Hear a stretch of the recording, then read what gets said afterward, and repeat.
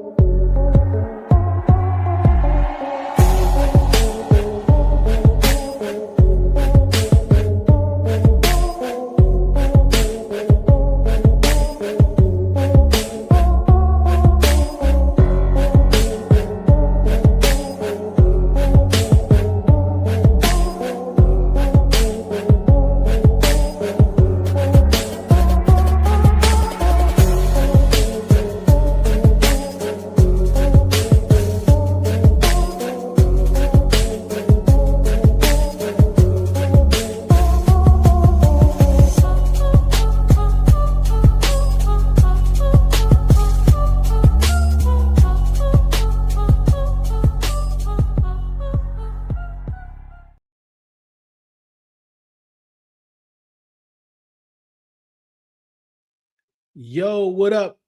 If you're not already subscribed, please do subscribe, like, share, and comment at YouTube Red Zone in the Lab 101. If you're not part of the Riddle community, please take a look at it. It's a lot of perks, a lot of giveaways, some all 22, a lot of film work that you don't get on the regular channel. So check out the Riddle community. It's a few tiers on there, and also some Commanders merch. You're getting that time again.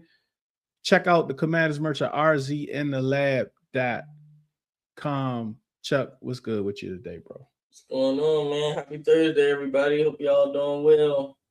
Almost a Friday. Almost Friday, right? This is the part of the season where every little bit of news becomes huge news, right? Like the Commanders knew exactly what they were doing today, right? While the little snippet that was happening on April 15th, we're going to get right into that. I actually forgot about it until just now, so I don't have a slide for it because I kind of forgot about it because when it comes to these uniforms and this off season, let's keep the main thing the main thing. You're not throwing me off with uniforms. Not this time, right? Like build this roster, get this roster better. Right? Like we're not doing that. But because they did, the roster looks so much better. Right? We spent money, went out there, made some. I mean, and we still got cap, right? So Adam kind of did his thing, right? So all right, so now I can, pay a little bit of attention to the uniforms. And you know what he's doing now, Chuck? He brought in another veteran. Kilo, I'm not sure I'm pronouncing that right, Witherspoon. He just turned 31 last week.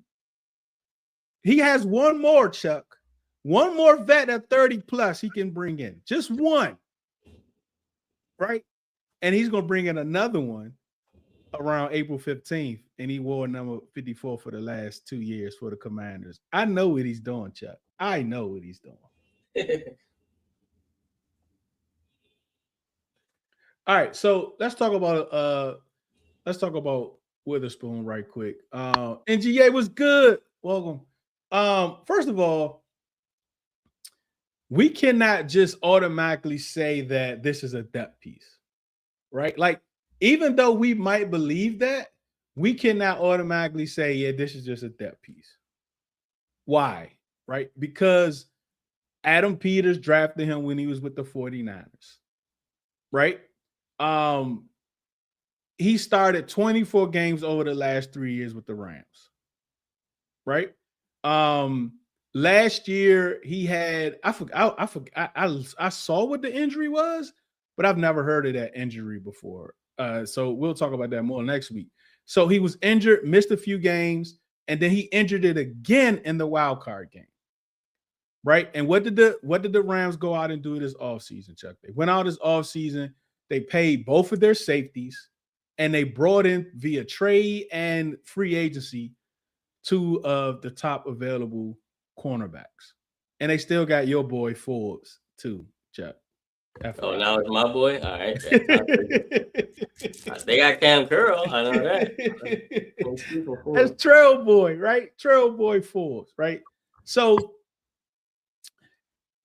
coming off of the injury, he re-injured it. I don't know where he is in that process. So I'm hoping we've done the, looked at his labs and all that other good stuff, right? So he really didn't have no room over there, with the Rams, right? So he comes here on a 1-year deal. But I don't think we can just say that he's just going to be a depth piece, even though we only have 3 corners and 2 practice squad guys. Okay, Chuck, you are you familiar with spades? You know how to play spades, Chuck? Please don't say no. All right, hear me out. Oh my gosh. I've tried learning, and I'd rather play Uno or domino. I know I play dominoes for bones. All right, so right in spades, you got to bid on books, right? You bid on books. You dealt your hand. You figure out, how many books you got, right? Board is 4. Like the minimum you can call out is 4 as a team. So even though if you only got 1 and your team got and your partner got 1, you have to go, right? You have to go board, right? Our cornerback room is 1 in a possible. Listen, let's go through it, right? You got Amos, who showed flashes, right? And then he got hurt, right? So we really can't say he's a one book, right? I mean, just being realistic. Then you got Mikey.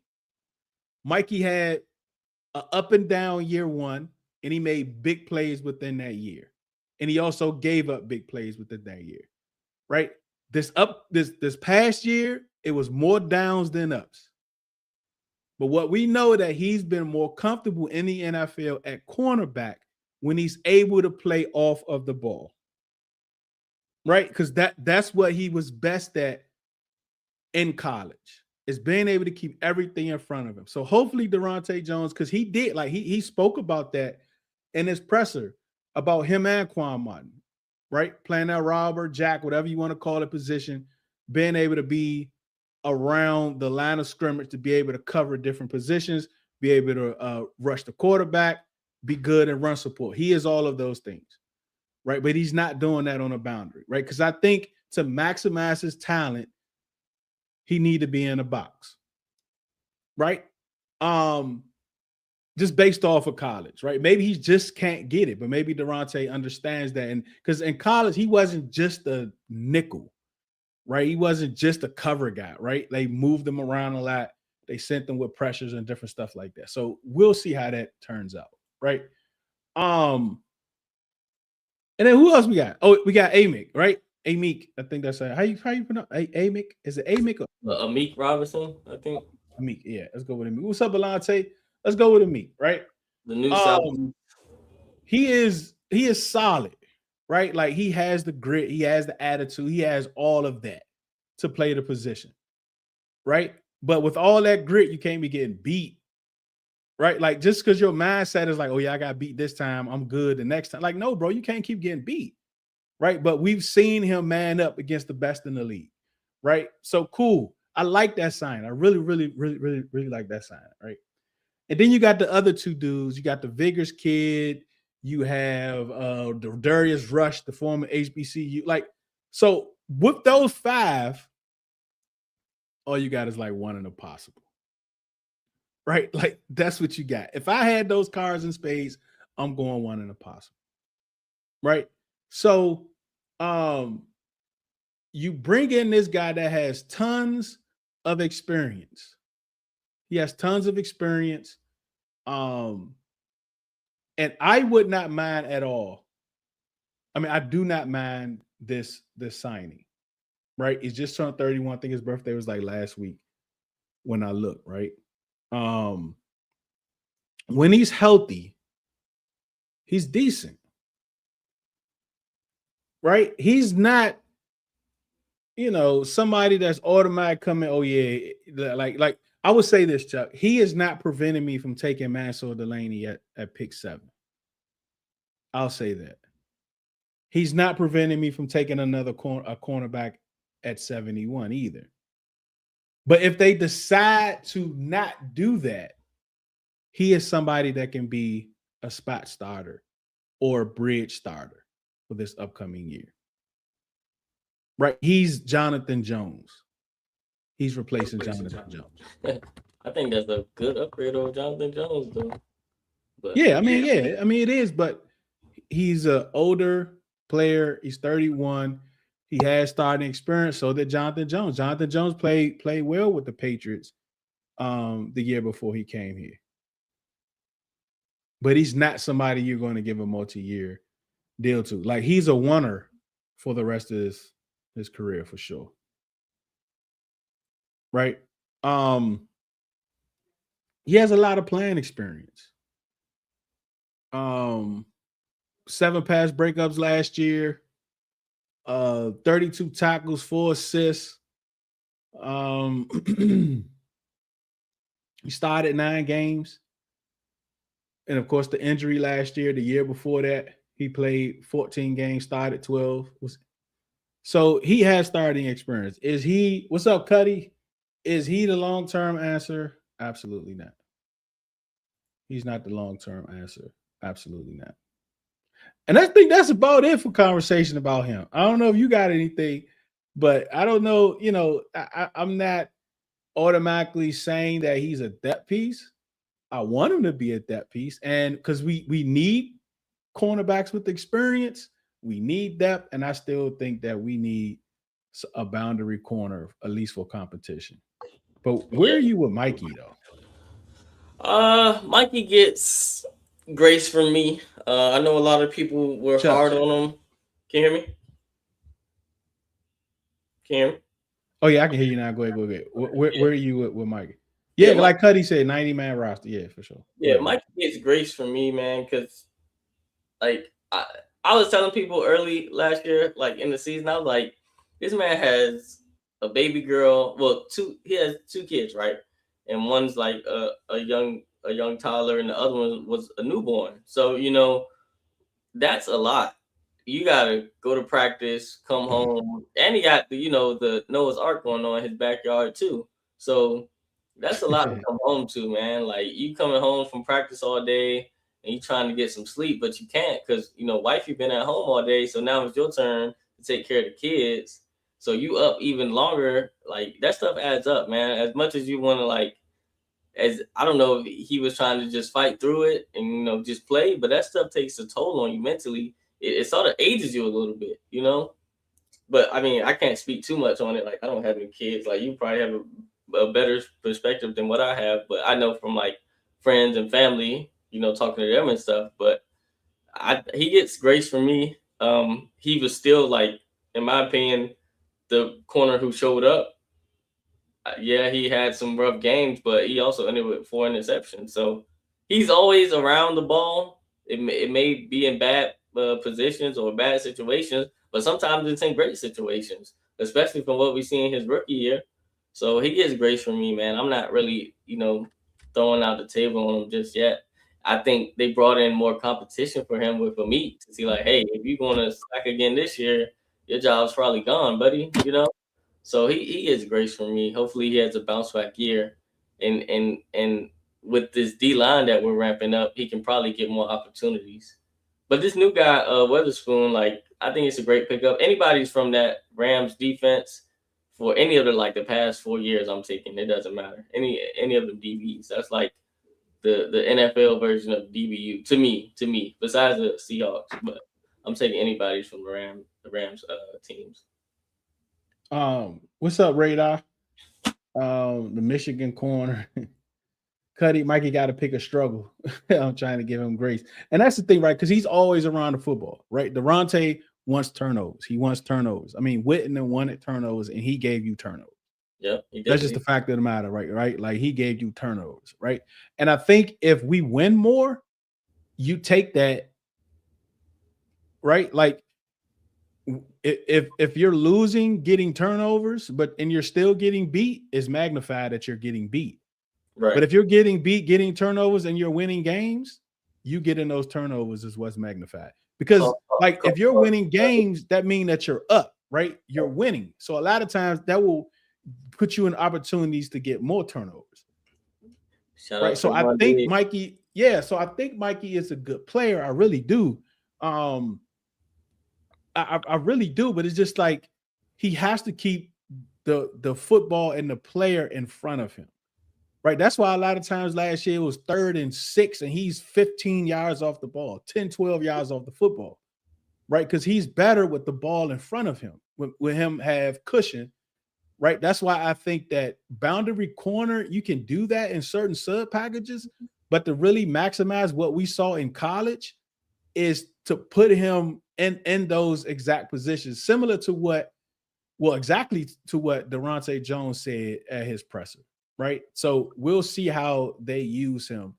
Because I just don't want to put people in positions just because we need them there. Right. Like that's what I don't want.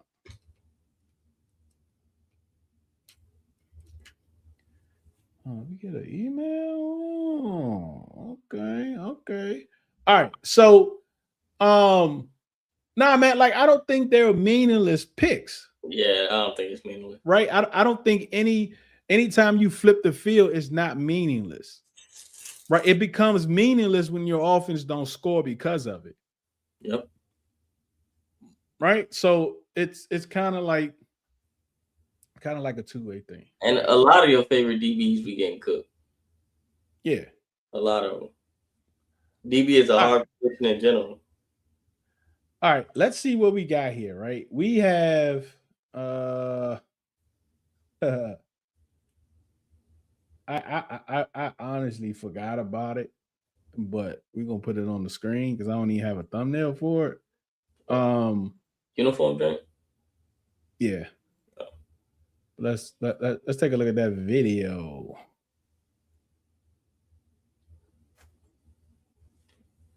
And I want you to notice. I was trying to look for this email. Yeah, the email. How often they use new. Now the question about the uniforms is it going to be new uniforms or is it going to be an alternate? What you think, Chuck? I thought it said new. Well, let's see. You only got. You know it was one Riddle box, so it's only one new helmet. And that's probably the black one. They already said that we're keeping the other helmets as the main ones, right? Say it again, Chuck. My bad. The ones with the stripe are the main helmet. The ones with the stripe are the main helmets now, right? No, I don't think that's the main ones. I don't know, bro. I don't think so. Right? I think it's just a new black helmet, and the stripe helmets are the main ones now, I think. I really think the white joints is going to be gone. I hope And so. I heard the black ones might be gone. I also heard from the dude who be always posting about the uniforms that the black joints not going nowhere. They just gonna get Revamp. Yeah. Yeah, I like the black ones. I've always wanted a black uniform for us. I just never liked the little Alabama helmets that they threw with them. Oh, the Washington football Jones. Yeah. A lot of people like them hated Jones. But people was going through too though, bro. Like people was going that's all we had to lean on at one point was uniforms.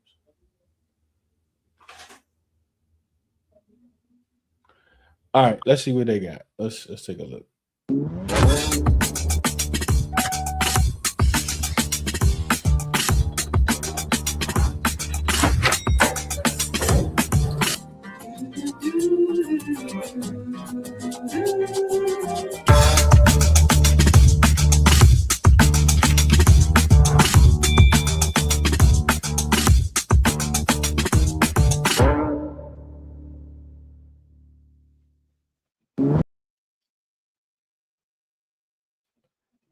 All right.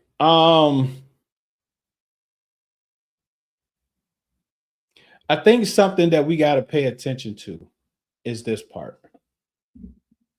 This part may be getting overlooked. Yeah, Nick, we can't allow, like, we can't, like, I'm not, that's why I never wanted Diggs, right? I think flipping the field is very important. But when you got a team that's struggling and you can't cover that flaw, it's really an issue. Right. So let me ask you this, Chuck, and we're gonna move on from Mike. Would you rather have that, like, and it wasn't 1,000 yards, I don't think, but I think it was like 600. I forgot. It was a crazy number that Diggs had. You don't want my answer. Okay, yes, I do. Yes, I do. Anybody in the chat, real quick, then we're gonna move on. I would say, yeah. Would you rather have a cornerback that gets you 6 picks, leads to 6 picks, return 1 for a touchdown, and 2 of the other ones lead to offensive touchdowns, and that receiver gives up 600 yards on the season in total? Or would you rather have a cornerback with no interception, or let's say one with 1 interception and only giving up 200 yards on the season? Which one would you rather have? I'm a turnover guy, man. Go give me the ball. Like, it's hard to, cause like, Cuddy says it's hard to explain because, like, with corner B, right? And this gonna sound crazy, like, if you're not used to catching interceptions, when the time comes for you to actually catch an easy interception, you're probably gonna drop it. Yeah. You know what I'm saying? And if you need it in like the perfect situation where like you can flip the field and then your offense can go score, like when you just batting the ball down, like, thanks. Good defensive rep, like that's cool. But give me like corner A, but give me an outstanding D line, and I'll leave it at that. My D line will fix it. What's up, dog? Dog says, I said it earlier today, in spaces, Mikey is cool, but the fact that he gets beat the exact same way multiple times a year bothers me, and it's not size issue. It's not size at all. Like I watching these cornerbacks, I'm seeing these cornerbacks, and Chuck, you know this. You're a cornerback at heart. But that's what I'm answering. Right? Like you're a cornerback at heart. It's no way he continues to put his back to the quarterback and the wide receiver. Okay, but it's true because like I play both sides of the, well, no, Mikey played both sides of the ball too. So yes, he does. He understands route leverage. Yes, he does. He understands route leverage, and I just don't understand why, like,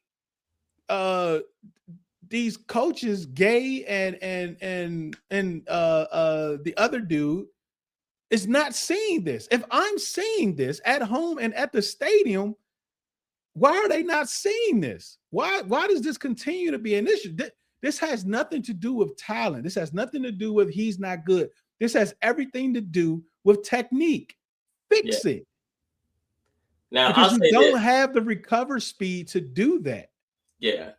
I'll say this, right? Getting beat, like how he was getting beat on the goal line, that's like all him. Like you got to get in the lab and you got to fix that. But getting beat on deep passes is sort of like, it's not 50-50, but you can tell, like, say, like, I'll use myself for instance, right? If I know my safety is not as good as I want him to be, I'm going to scoot back a little bit. Because I know, like, I'm probably going to have to make a play on the deep ball. Like, I'm not going to press or I'm not going to get up on the line when I know my safety back there, a.k.a. Quan Martin, is not going to be much of help. Like if I got a Quan Martin or like a Percy Butler, somebody back there that really doesn't know what's going on or they can't play the ball in the air, like I'm gonna play back some. And that's what we saw from Mikey. Like Mikey is 10, 15 yards off the ball. And I hated that last year. Like it aggravated me. Yeah.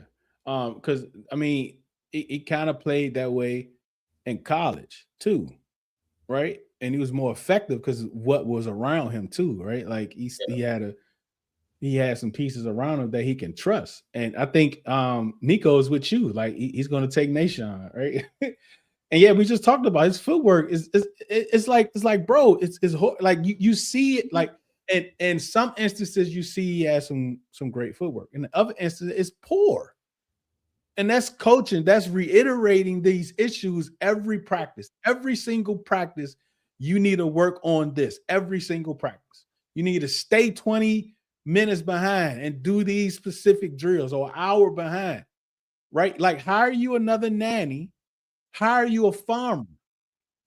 Like you have, like I'm sure they have different tiers of those that you can afford, right? Because to your point, I can't really compare my situation of raising a kid to he's an NFL player, right?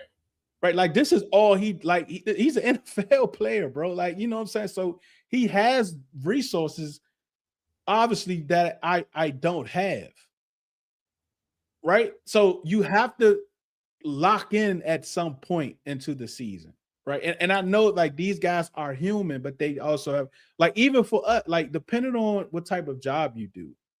There is a certain point of the year when you have to lock in. Yep, you gotta put your head down. Look, we can't go on vacation during this time every year because this, and this has to happen. Like everything has to be, I have to lock into work. I have to lock in 10, 12 hours a day or whatever the case may be.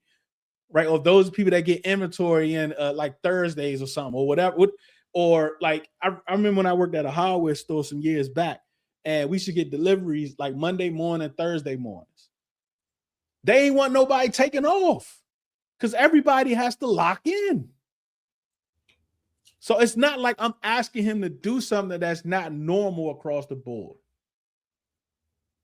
Yep. Him at Louisville. Again, does he? Because he constantly does it. Just me yelling at Mikey. Yeah, man. Like, bro, I hated it, man. I hated it. Oh, I hate it when he did that. He gets beat off the line. He doesn't recover well. I feel like we did this dude. Look at Mikey's touchdown allow on film. They do, bro. Like it's easy stuff. And this is the thing about this coaching staff last year. Like even talking about Cliff. Oh, I hate to go back, but talking about Cliff. Every time you go under center, you're running the ball at 96.4% of the time. If I know this, watching my little PFF, my little all-22, going to the games, talking, if I see this, I know the other defensive coordinators see this. So why don't you? On the flip side, Whit, every single time, on dig routes, on post corners, a goal line, short yardage, Mikey technique is horrible. And it has not got better. Yeah, he doesn't need to be outside of the goal line at all. And then I'll say this one thing, like I said this last year when we were talking about beginning of the season, what we thought the defense was going to be. I said Joe Witt is going to live and die with his defensive line. And that's what he did. And it got him fired. Because I honestly think they thought that D-line was going to be better than what it was. I think they thought they were going to have a top 10 D line, and it just didn't happen. Hey Nick, I'm telling you, bro. Like them man. You know what that is, Nick? That's that sunken place mindset. That's that sunken place mindset before the game. Them outfits is sunken place written all over. All right, man. That's all right. So new. That's what I'm paying attention to, bro. New uniforms. So when you see the word new, I'm thinking something that we have not seen. Right? Not nothing old, not nothing, not, you know what I'm saying? Something new.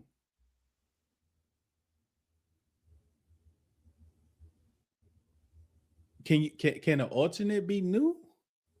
Because I think these uniforms is going to be locked in. I think these are going to be actual uniforms and not alternates. I wish the NFL would just get to a point where you can wear whatever you want on a Sunday. Like, I'm tired of just having 3 units. I want to be like Madden. I want to just throw combinations together whenever I want to. Bro, if Oregon can do it, why can't we? Yeah, exactly. A new uniform every week. And shoes. He said it could mean an alternate gonna be the new permanent. Well, we wear black. That's very true. That's very true, bro. That's true. No, we ain't wearing black. That's very true, man. But yeah, man. Yeah, we just got to see, man. The unveiling of that is April 15th. So we'll see what that looks like April 15th. What's that, a week before the draft? Yeah, I think the draft the 23rd. So yeah. So probably around April 14th in the evening, something like that, is when y'all gonna get Bobby back. I'm tripping, like April, not next week. Yeah, so April 14th is where y'all gonna get Bobby back.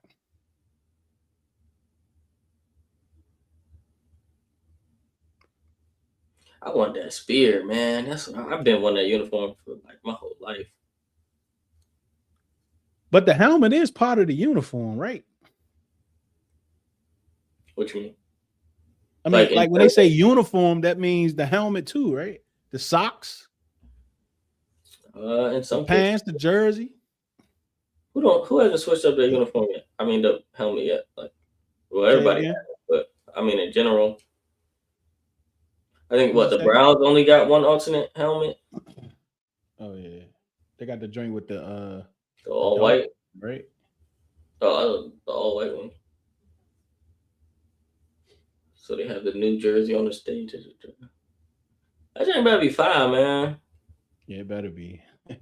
All right, real quick, the question of the day, and you ain't got that much time to answer it because we got to get to this interview. So the question of the day, put question in front of question mark or whatever in front of your answer. Which commander's room are you willing to go into week 1 without making any more free agent moves or day 1 or 2 picks? So basically what I'm saying is no more major moves at the running back or wide receiver position. So no trades, no big free agent additions. And in the draft, no round 1 pick, no round 3 pick in a running back and a wide receiver room, right? Which room are you more comfortable with? The running back room or the wide receiver room? Just those two. And we're going to come right back to that. It's going to be a little different format. We're going to go through the normal stuff and then we're going to play the interview to end the show. All right. We're going to do around the NFL and then we're going to do Chuck's Corner. So around the NFL, Myles Garrett for Jalen Carter. I heard some people talking about that. I have not seen that anywhere. But when it comes to Myles Garrett, what they did with it, nothing really changed much with this contract, right? His signing bonuses, right? His bonus money, the dates for those to be paid out this year was pushed back. It was pushed back a month or so, or something like that. right? So for instance, if he was slated to get that bonus check April 1st, it's now pushed back to May 1st. Right? Nothing else changed but the date. The contract didn't change, the number of years didn't change. None of that changed but the date of this year. But what does that mean? Right? Does that still mean that it's possible that they're looking to trade him? Yes, it does. Look at dog tie talking about some edge. That wasn't even part of the question. Right? So, like the whole him for Jalen Carter stuff, I have not seen that. Right? I haven't seen that at all. But as far as Myles Garrett, that still tells me they are either because earlier today, Shefty said after this happened, he called them and they said they 100% not trade Myles Garrett. 100% not trade Myles Garrett. Right? They're not trading Myles Garrett. Right? But we've heard that before, and teams move on from players all the time. It's either they're cash strapped, because remember, this money is cash. This escrow, this has to come out right now, whatever that number is. Because remind you, they just did Deshaun Watson, right? They restructured his deal to open up cap space, right? So they're going to be paying him like, I don't know, $84 million that they have to pay him. So they might just don't have the money right now. They might got to wait for the 15th to clear to get some bread to pay Myles Garrett. So they may just be robbing Peter to pay Paul, Chuck.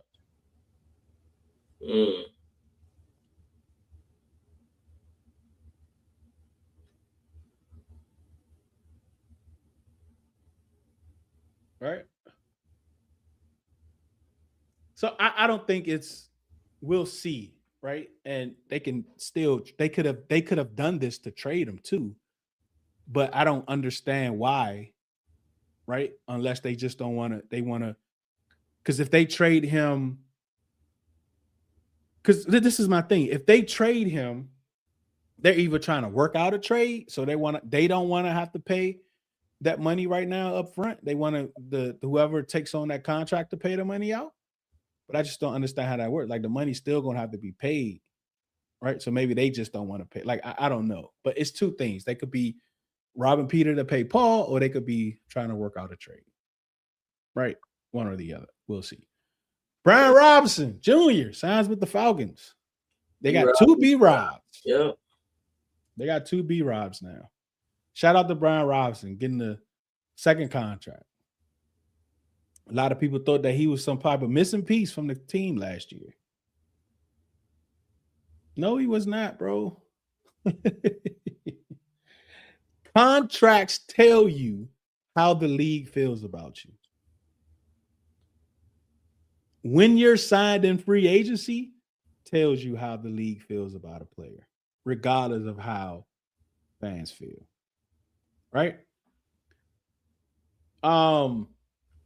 Let's say B-Rob squared. Yeah, that's cute. I like that.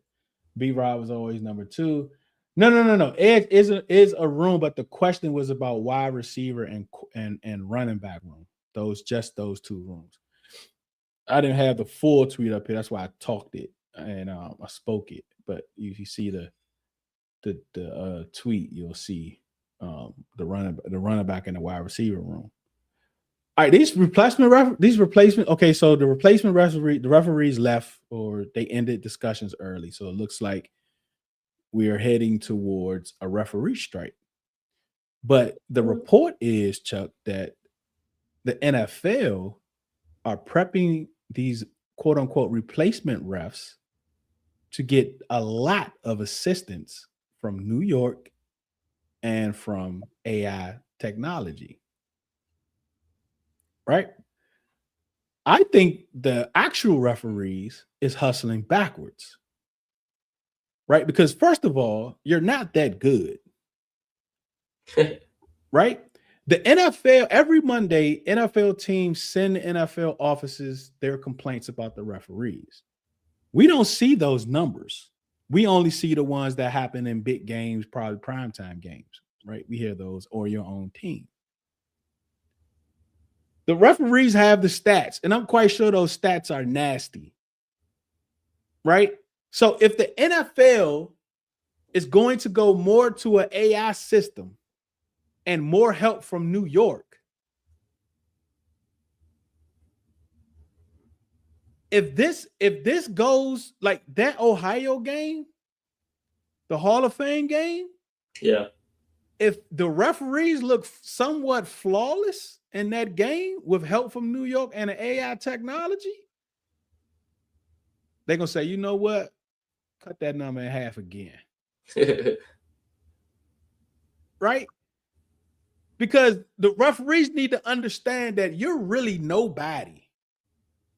Right? The NFL can go help these other referees that all they're doing is spotting the football. And AI in New York is making all of the calls on the field. They can make it real basic for them. So then the replacement refs end up becoming the refs. Because like the actual refs, you're not preventing that Wednesday night game to open the season in Seattle if you're on strike. You're not preventing it, and no one is going to care about you. Because you're not nowhere near bigger than football. Matter of fact, the halftime show in Seattle opening night is bigger than the referees. And I don't even know what that show is.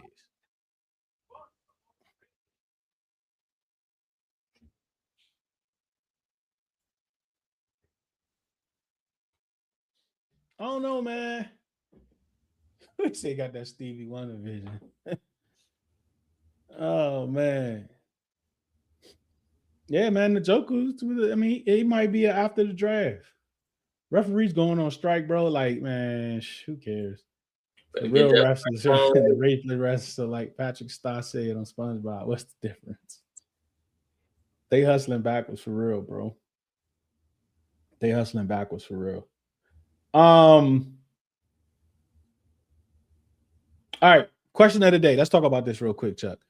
Mando, so if you're not going to make, so we know what the wide receiver room looks like and the running back room looks like, and we talked about this, I think, a little bit early in the week.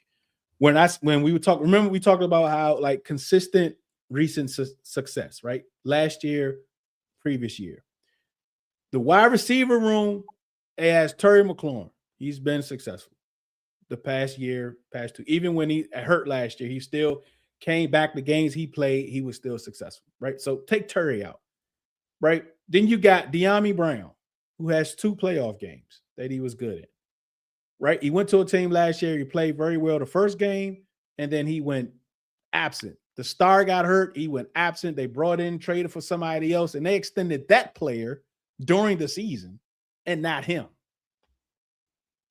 Right? He gets cut. I mean, he doesn't get re-signed to that team. You got Treylon Burks, who's been up and down, a lot of potential. We saw some big catches last year. But he's been hurt, right? I think this is his 5th year in the league, I believe. Yep. Even he was hurt with us last year. He's got the finger thingy-jiggy, and he couldn't go to Madrid, right? So, but he's still hurt. He still hasn't been consistent. Who else you got? You got Luke, who's great at kickoff return if his kickoff return blocks, but I don't even think he has that locked up because it takes him forever to get to the 35-yard line, right? Jalen Lane, up and down, but he did show some good stuff in routes. He dropped some passes. He also routed a couple people up, right? And punt return, I think he has that locked down. You got Luke McCaffrey, who had he had 3 touchdowns last year, I think. He had like 3 big plays, and 2 of them came off of broken plays, right? And right now, his brother rather work with Bijan Robinson than him. Like, where is Luke with all these? Like, how is everybody else working with Christian McCaffrey but Luke McCaffrey? Hey, man, sometimes you got to get away from your sibling, man. No, he needs to get close to that sibling. or his dad, somebody, right? All right, you got Luke. And who else is it? Like, I don't know. Who else is it? Who else do we got? Van Jefferson. This, I think, his third team in 4 years, right? But he's always that wide receiver 4 type role. He's very good at it. He gets you 200-300 yards a year, something like that, right? All right. So out of all of those, you have one player that you could say has consistent success the last couple of years, and that is Terry McLaurin. In the running backs room, it's a little different. Hold on, bro. Is your brother on Facebook too, boxing? Is that on Facebook? Hold on, man.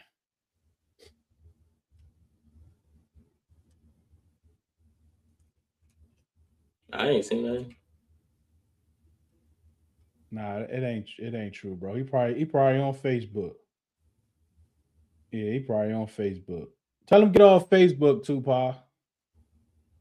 My wife be coming in and jump, hey, such and such that. I say, honey, get off Facebook. Like, for real, yeah. Everybody dies on Facebook, bro. Get off. Clint, what's good? How you feeling, Clint? Right. So the running back room, Bill had 800 yards last year, right? Limited opportunities. Rashad White was good last year. Year before, consistent success. Rashad White, right? Same thing with Jerome Ford, right? And then I'm not talking about they had like 1,000 yards rushing in it. I'm just saying that they've shown that they have been consistent and they have been productive the last 2 years, right? Jeremy McNichols, right? I mean, he's been with us. I think this is the first team he's been with 2 years in a row since his rookie year, I think, right? We saw certain spark. I mean, he's kind of like Burks to me in a sense, right? We saw a few big plays, right? So when you're looking at both rooms, you would say that as of right now, I'm more comfortable with the running back room compared to the wide receiver room, right?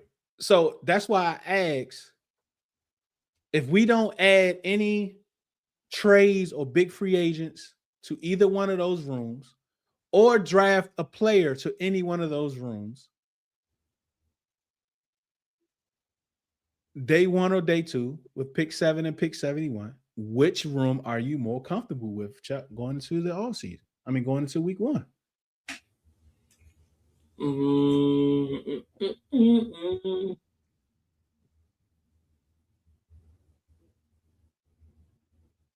I'm gonna go running back. Yeah, that's where I go. Mando says running backs without question. The wide receiver core has room to grow, but it's manageable group. Burks and Luke show encouraging signs last season, which is true. The real question is how that production shakes out. Production scales with Daniels running the offense rather than Mariota. Ron Petty says running back if we had to, but if we had add Love and I like, bro, it was a lot of people answered with Love and IU. Right? We had Love, we had IU. Like, bro, we don't have either one of them. One, we don't have IU yet. Two, I said we're not going to draft a running back. ORC. I'm trying to get people out, like it's too like people is locked in on the draft at pick 7, bro. You can't talk about the team without somebody saying, yeah, when we add IU to the team or when we add Love, right? He was locked in, bro. And Adams Boxer Show says running back ease that wide receiver room will have defenses. I think he said excited. I think that's what he said. Hold up. I covered him myself. Let me see what he said. Oh boy.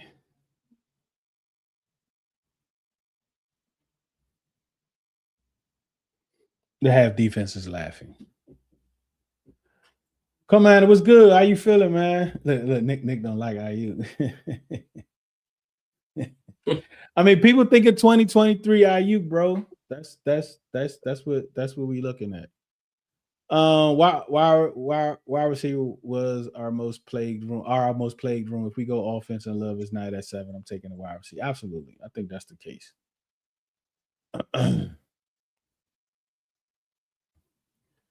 All right, yeah. Cuddy said, "Love kills 2 birds." Oh, I put that like, bro. Hold on, let me talk about that for a second. Nick says that he's coming to running back room. Dog said running back room, and Mitch said running back room. Bro, if you add Love right now, appreciate that, bro. Appreciate y'all for topping in. And if anybody chop it up on the Full Command channel with Grant, I was on there yesterday. Check out his show on YouTube. Chopped it up with him yesterday. Had a real good time, man. Had a real good time. Appreciate that, Commander, for coming through. So like, if you don't add nothing, if you don't add IU or you don't add no other wide receivers, and you draft Jeremiah Love, he is wide receiver 2, bro. What? He's wide. He's a better wide receiver than anybody else on the roster after Terry McLaurin. Bro, telling you, yeah, like in the slot on the boundary, the dude can do it all, bro. He's wide receiver 2 and building. If you putting your best out there, you putting your best. All right, so this is the thing, right?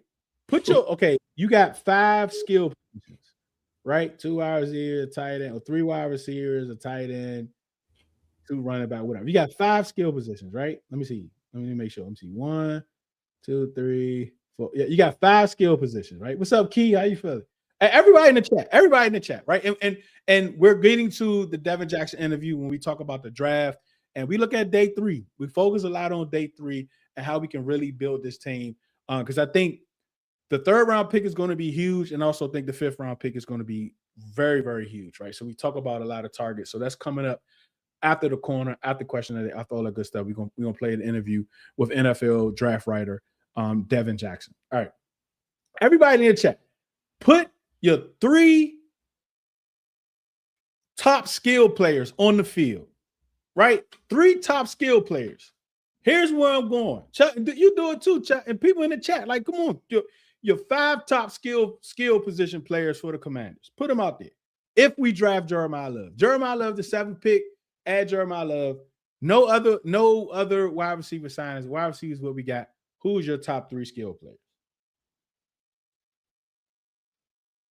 I'm writing mine down.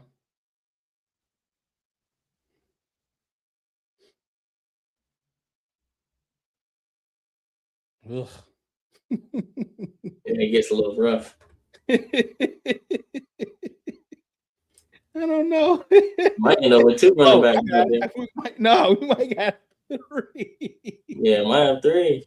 No, I need 5. Nico. 5, Nico. 5. Give me 5. All right, I'm gonna give y'all mine first. Here I go.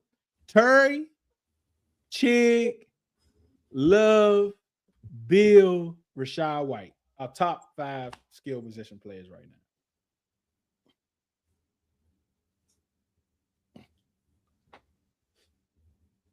Who y'all got?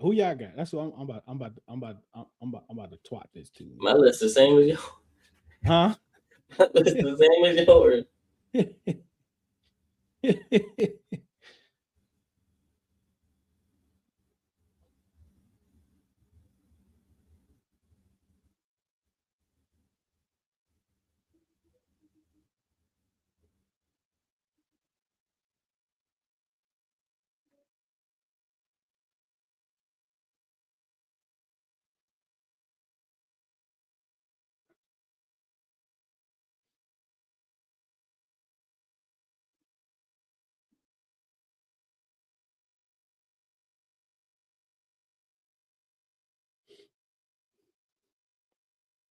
What we got? All right. Let's see. Nick got Burks, Terry, Love, Chig, and Bill. All right. Come on, dog tie. Come on, man.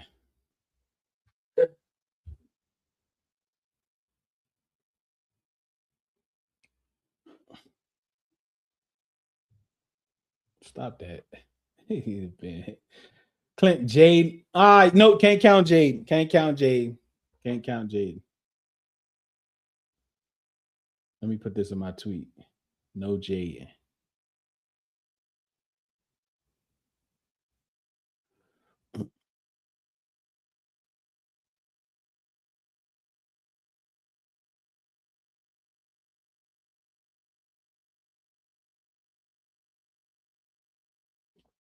All right, nigga. I know, yeah, you know how dog tie is. Lemon, look at this guy. Lemon, Terry, Chig, Bill, and Burt's.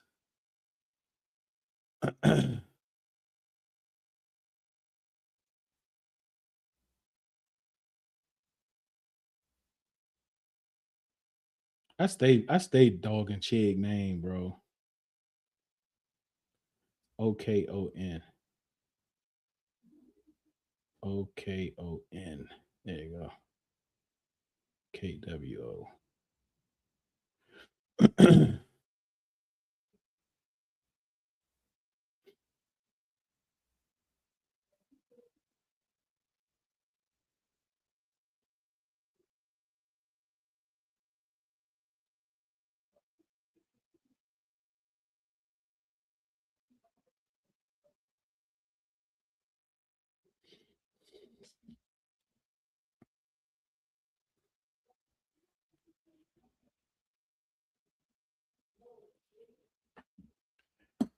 Why can't you say Jay? He was just playing receiver a week ago. You had to stop, boy. You had to bring that back up. Bring that back up. Terry, Lemon, Bill, Chig, and White. Maybe I should change this to a receiver. Yeah, let me change this because people gonna get on my nerves.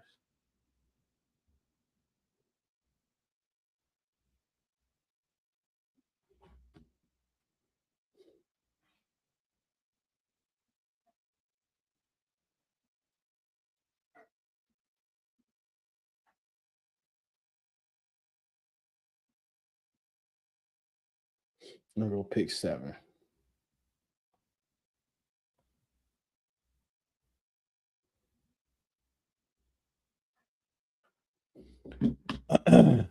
Yeah, Clint Tunsil. Yeah, there you go. I'm surprised somebody ain't have which comment is. Oh man. But now I don't check like for real, bro. Like we need some skill position players, bro. We need speed. We need speed galore. Because with Love, 3 of your best skills are running backs, and you spent high first round capital on one of them. Running back 3 probably won't get a lot of burn. Yeah, he will. Yeah, he will. I'm going Terry, Love, and White receivers, Chig, tight end, build that running back. You got to put your best 5 out there, Chuck. Chuck, you got to put your best 5 out there, Chuck. Yeah. Do the bit. What you got? Got to put your best 5 out there. Actually throw Tate in there because Love won't be there. That's why I said I changed it up. I said who would be the top 5 skill position players for Commanders after drafting running back or wide receiver pick 7. So y'all can do y'all Lemons and your Tates and your Tysons and all that other good stuff. All right, we about to hit the corner real quick, and then we're gonna come back to Mike on deck, and then we're gonna do Devin Jackson's draft interview. Chuck, are you ready? Aye, Captain. There you go. All right, everybody, welcome to the corner where we talk about a little bit of anything and everything, but it's most likely going to be women's sports. But today I got a good mix of everything for y'all. Actually, I'm going to start here because I think it just kicked off. All right, so today we got this versus Tank versus Tyrese.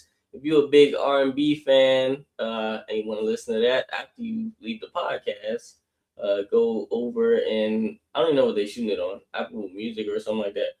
It's probably on YouTube. Whatever. Go check that out. Next up, Monday we talked about Juju getting her signature shoe under LeBron NXXT line. This is basically what her shoe is going to look like when it comes out. It's a pretty cool shoe. You might see a particular quarterback in it. Well, we ain't going to talk about that.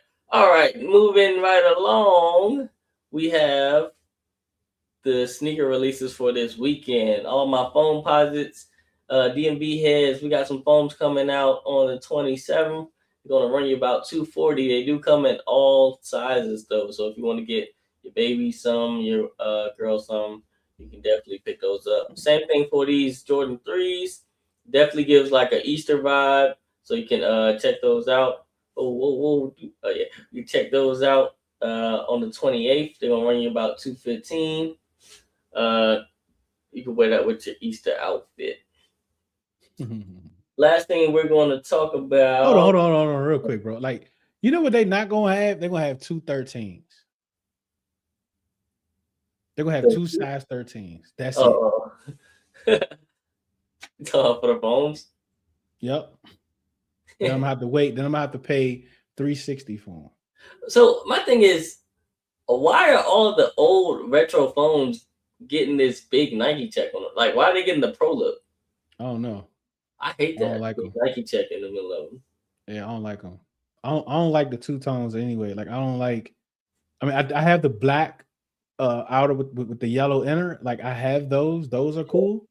But I don't really like no more than two. Like, I don't like the black and white ones. I don't like these. I don't like I got some black on black, and I got some black on like a little suede-ish fatigue type joints. But jean ones or something. Yeah, but I'm not doing the two-tone Jones. But yeah, wait. Yeah. All right, so what we're gonna end off talking about is March Madness. This is your lineup for the women's. I don't have the men's. Hold on. I'm so sorry to cut you off, Nick. I did not know you was white. Oh my God, no fair too. So the R&B guy, I thought he was just the actor. Oh, my brother. I did not know. We gotta. But look, I'm not gonna treat you no different. I'm just saying, like, I didn't know. Like, you know what I mean? Like, a lot of the Knicks I know are black, which is funny, right? Like, I mean, I knew one Nick a long time ago, older white guy. It was really cool too. But most of the Knicks I know are black, so I didn't know this, right? But it's good to know, right?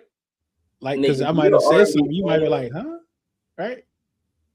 It's funny because people thought Dog Tie was white at one point.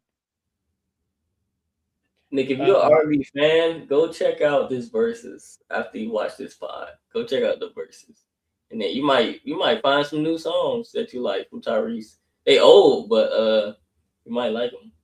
But yeah, he's not the Fast and Furious guy or Transformers guy.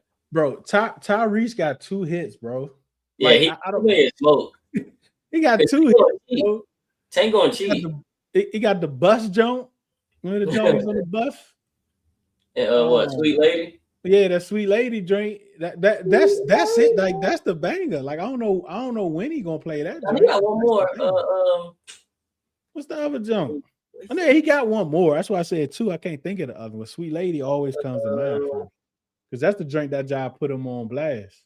Dang, the Sweet Lady drink. Let me cheat real quick. But no, Tango and Cheat, because Tango started singing songs that he wrote for other people. Huh? Oh, how you gonna act like that? How you gonna act? He gonna fucking play that. He said not too much about that era of my life. Oh no, I am not disappointed at all. I am not disappointed at all. Unless you're talking about the R&B thing. This actually is great for me, right? It's great for me because a lot of times I think, like, you know, I want to make sure that like every race, every sex, like everything is, I am able to relate to everyone in different ways, but with my same delivery. So it's good to have so much support from you, Nick, because you are one of the first people that joined the riddle community, and you constantly always supporting. So I am actually excited and encouraged by that, right? Like, there are also like two or three females too, right? And I know a couple young guys and a couple older guys. So, like, no, I am actually is actually encouraged by this. There you go. Exactly. Tank got way too many writer credits. Yeah, he gonna cheat. I already know. So you could do that doing verses? Yeah, because come on. I know he's gonna do it because Tank probably not gonna sing a lot. He probably gonna sing some of his stuff, but he probably gonna name the stuff he wrote too. Because you can have your features up there too. Like, if he calls somebody to pull up, they can come perform too. Okay. Okay. Yeah. So. Oh yeah, we do this a lot, Nick. We have like especially around draft time, like, and when we have shows when we run multiple hours, we always have folk to come up, fans that want to just talk some trash to come up. Yeah, so definitely send me a DM. So yeah, man, you could definitely come through. For sure, especially around this time, Chuck, because we like, For sure. I mean, we stretching for content, bro. We stretching for content right now. But yeah, absolutely, Nick. Just DM me on X, and I definitely get you up on it. Yeah, This solo, yeah. Tyrese ain't got no chance, bro. Like I don't even know why he did that. He probably up that joint trying to like philosophize people. That's what he probably trying to do. All right, go ahead, Chuck. Let's knock this out. I don't have the men's bracket. I'm sorry, y'all. I have the women's, and it's going to start on the 27th. So these games, we got UConn, North Carolina, Notre Dame, Vanderbilt. Tune into that game if y'all get a chance. It's the 27th at 2:30 p.m. If you're not too busy, tune into Notre Dame versus Vanderbilt. It's Hannah Hidalgo versus Michaela Blakes. That's a matchup to see. This other one, South Carolina, Oklahoma. That's on the 28th though. So that's another good game though. TCU, actually, all these games gonna be good. I'm not gonna lie to y'all. TCU, Virginia, that's a good game. UCLA, Minnesota. Minnesota might pull an upset. Watch out for that. Duke, LSU. Now on my bracket, I have LSU losing this game. I don't have them beating Duke. That's just me though. I don't think they have they got Flaw J and a couple others, but I don't think they pulling it off. Texas and Kentucky, I think that's probably going to be a blowout with Texas winning. And then Louisville and Michigan, that might end up being a good game because it's two teams that no one really has a lot of buzz about. But, yeah, this is your weekend slate for the Sweet 16. Yeah, TCU games should be one to watch because Virginia has been upsetting people. But this is your weekend slate for the Sweet 16. Definitely check it out. I'm sorry I don't have the men's bracket.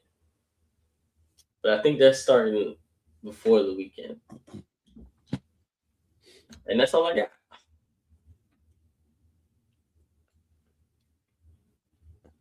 All right. Nick said go Hawkeyes for the men. Women had a letdown. That they got upset. Yeah, so it's crazy because that the post I put out, people come on IU. I said IU is not included, bro. If we don't get IU, it's gonna be some hurt fans, bro. It's gonna be awkward, I think, because I think it's like the sort of same thing with Ricard White, but IU not begging. It's just like people sort of automatically think that he's on the roster, like on the team already. I have the Galaxy ones, Tim, but they tight on my feet for some reason. Are yours tight, Tim? If you there? Oh, you said you won. I don't know if you have. Did you have the Galaxy drinks? I have the all black drinks with the Galaxy like pattern on them. Did they start out tight on their feet, or just over time? No, they started off tight, and I haven't on worn them since like 3 times. So yeah, because if they sit in the heat for a while too, they'll shrink. Oh, I didn't know that. Yeah, like if your storage facility, say you got one, and there's no like air conditioner or whatever. Oh, I didn't know that. DC Commander says Terry, Chig, Big, White, and IU. See, look, IU, look. We don't get IU, bro. What's up, T? We don't get IU, bro. It's gonna get nasty on the timeline. It's gonna get real nasty on the timeline. Come on, Tim. You gotta grab some, man. Where you from, Tim? You from DC? You from the area? You gotta grab some, bro.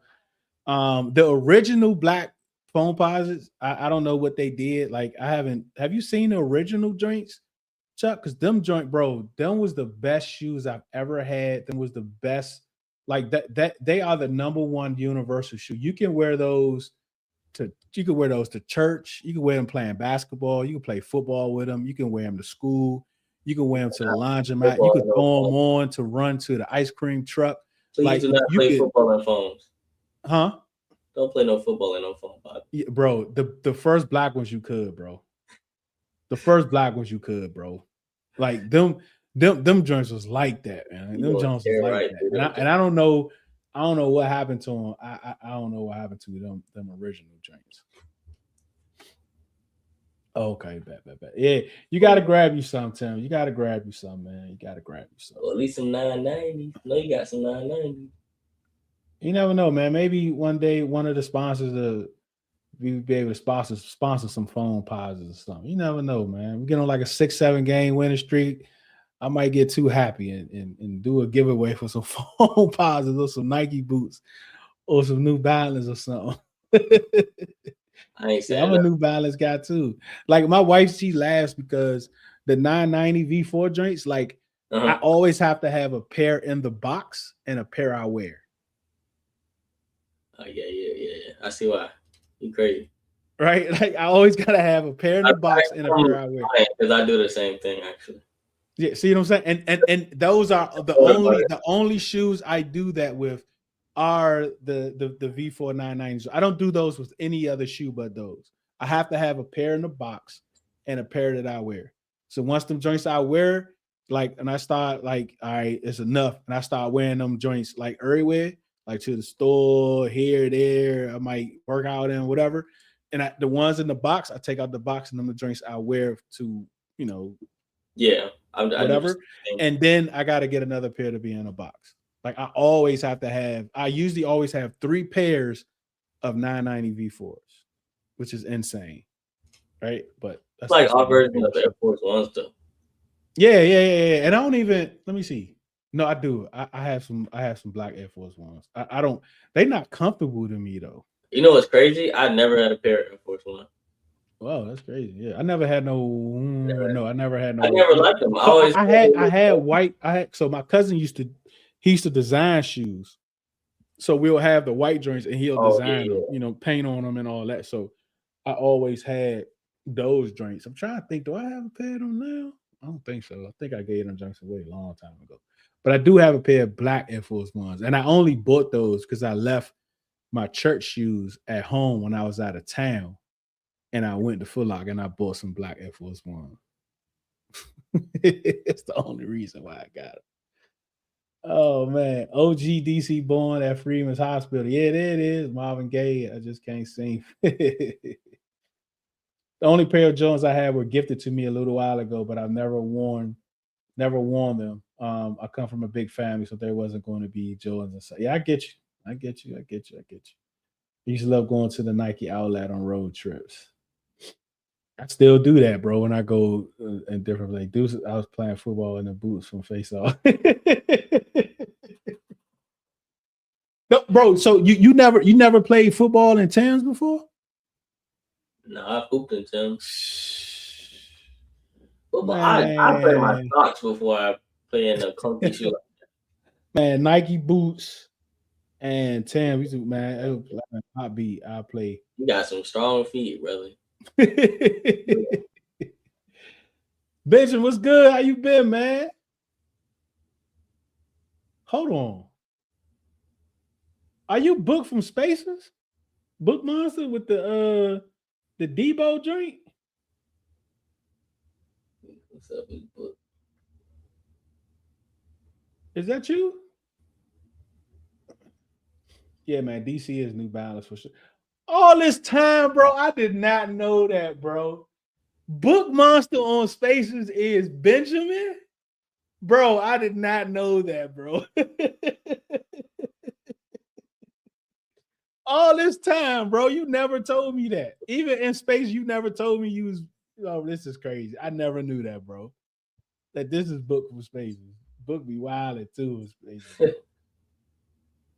Oh, I never known that, bro. I wore pony for football. Oh man, sorry to hear that.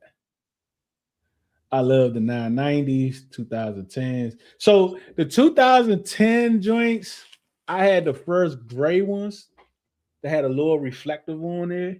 Yeah. But I only had one pair. Got them again. I don't do the other colors. Like the only shoe I had multiple colors is the 574s because I worked at the hardware store. And I just didn't care. I used to wear them to work and they were really, really comfortable. And I used to get like a black pair. I had a blue pair or whatever, just to wear to work or whatever. They was extremely comfortable. But like back in the day, the 996s, 997s, 999s, right? 999? Yeah, no. Yeah. But now, man, I just do the 990 V4 joints. I do want the DC joints though. You know Yeah, the I've joints been that got the looking for DC those. flag on the back? I don't know where to get them from. I can't find them joints for nothing, bro. I'm about to pay arm and Oh a yeah, leg that's on true. whatchamacallit for them. Yeah, I never really did the Asics joints. Oh, you know what I did just pick up the other day though that I've been waiting to get? Some grippies. I found The some who? grippies. No. And we're gonna get to the interview, bro. I did not expect it to go this long, bro. But we're gonna get to this interview in a second, and then I'm gonna post it separately too. Because I've been getting Trail to try to find these joints if he ever come across them, and I only saw them a couple times. I'm willing to pay. I'm willing to pay for these joints. I'll just say I'm willing to pay for these joints. What are they? I'm gonna show you. I'm gonna put them on the screen so you know exactly what I'm talking about. And anybody else know what I'm talking about, just in case y'all come across them, y'all reach out to Deuce. Because I had these when they first came out and they never retroed them again. I think it was the second Griffies or the first ones. The red and black ones? No, the black and white Jones. I'm gonna show you. Okay. Yeah, I found the original ones, the blue or teal. And I had these joints when they first came out, bro.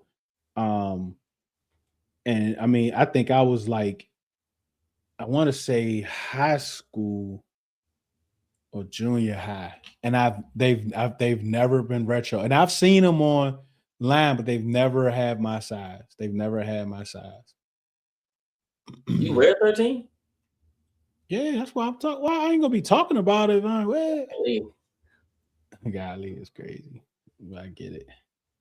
I wear. It depends on the shoe for me. Huh? It depends on the shoe for me, what size I get. Cause them peanut butter. I had a crazy growth spurt 11th, 12th grade year. Cause I used to wear 9.5, 10 all the way through college. That's my shoe range.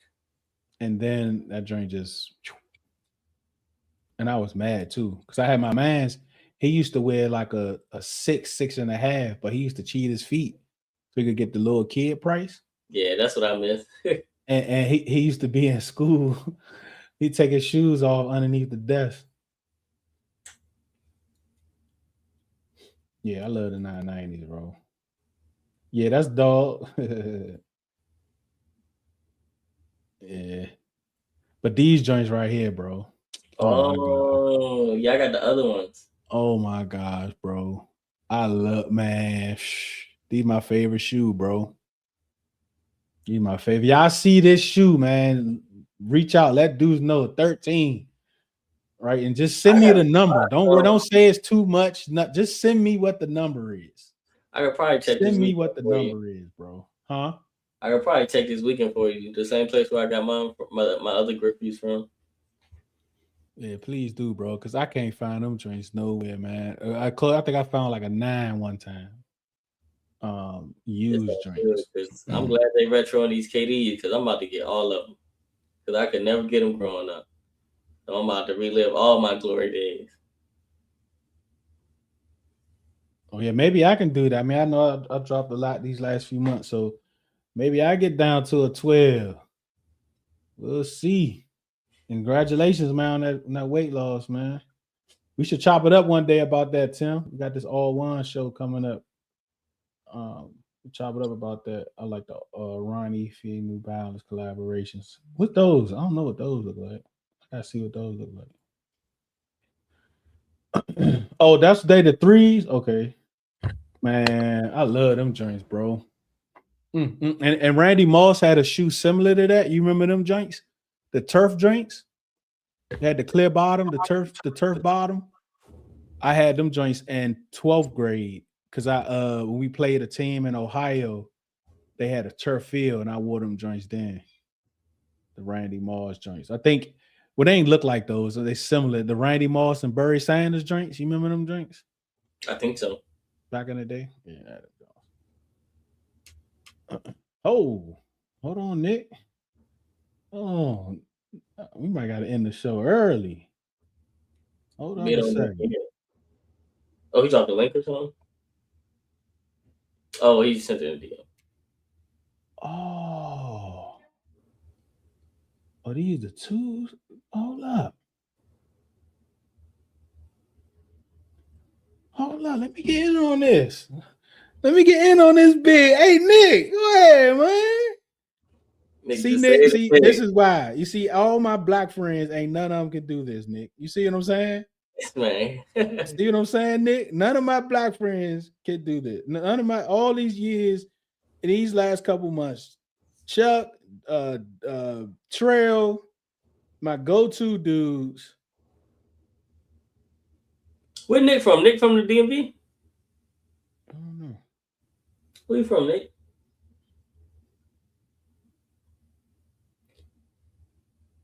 The thing about turf shoes is, I played in turf shoes once.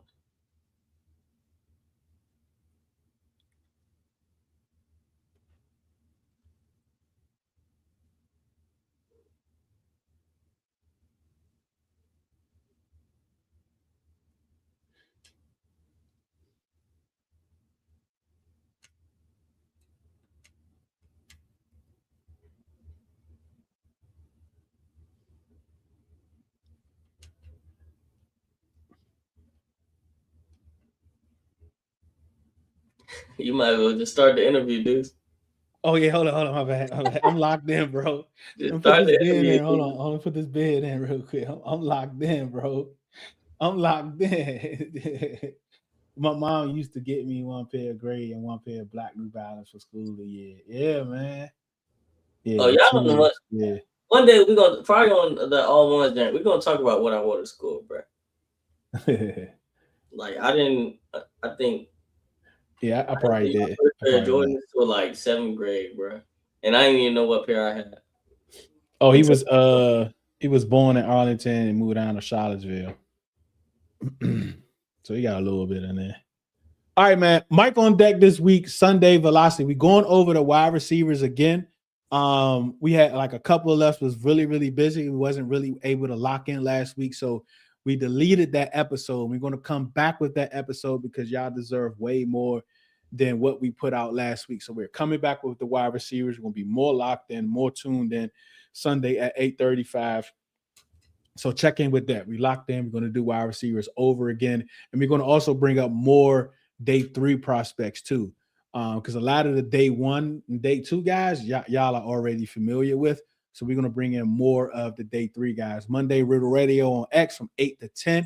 And that's, you can also call into there too and chop it up. It's our radio show. It's 202-525-7284. You can call in there, you chop it up, whatever, if you want to. And then Monday, we're looking at some of the defensive hires, the edge rushers that we brought in. We're going to look at each one of them, look at their contracts, look at their production over the last few years and what they're able to do for us. Can't wait for that on Monday. So that is Mike on deck. And if you're not already, please subscribe to the channel, Red Zone and the Lad 101 on YouTube. Please subscribe. Check out the Riddle community, right? Check out the different perks, the different tiers that we offer. You get a percentage off the merch, all 22 access. You get access to a lot of the giveaways that we have, the drawings and all the other good stuff. And if you want any Commanders merch, check out the website, right? Just check out the website anyhow. Check out the website, reszoneinthelab.com, all custom stuff that I've created. A lot of input from a lot of folks. Well, not a lot of folks, actually Chuck and Trail, a lot of input from them on some of that gear. So absolutely check it out. What'd you say? So we got some heat coming too. Yeah. Can't wait. All right, here is Devin Jackson for the Inquirer. If you want to check out his website, it's located right there. That is his @ on X @ real D_Jackson. He's an NFL and college draft writer for the Philadelphia Inquirer. Like I said, we talk a lot about day 3 prospects on this episode, and that's pretty much gonna be it. So tap into this episode. Appreciate y'all for tapping in. Here's the episode with Devin Jackson. Thank you again for joining us today, Devin, to Red Zone and the Lab podcast. Appreciate you for taking the time to have us on. But I just want to let you know off the break, we're not talking no Eagles today, unless it's something that's going to benefit me. I'm just going to put that out there right off the bat. But outside of that, man. Yeah, I'm doing good, man. I'm excited about a month out from the NFL draft, and yeah, it's been just constant trying to get to the next player, get to the next position group, and yeah, it's been a grind, but yeah, I'm excited for it. I'll be in town in Pittsburgh for the NFL draft, so I'm excited about that and getting a chance to cover it again. Absolutely. So just because this is the first time on your show, and hopefully it won't be the last. Just kind of let us know what it is that you do. How did you get into covering the draft and being a writer on those types of things?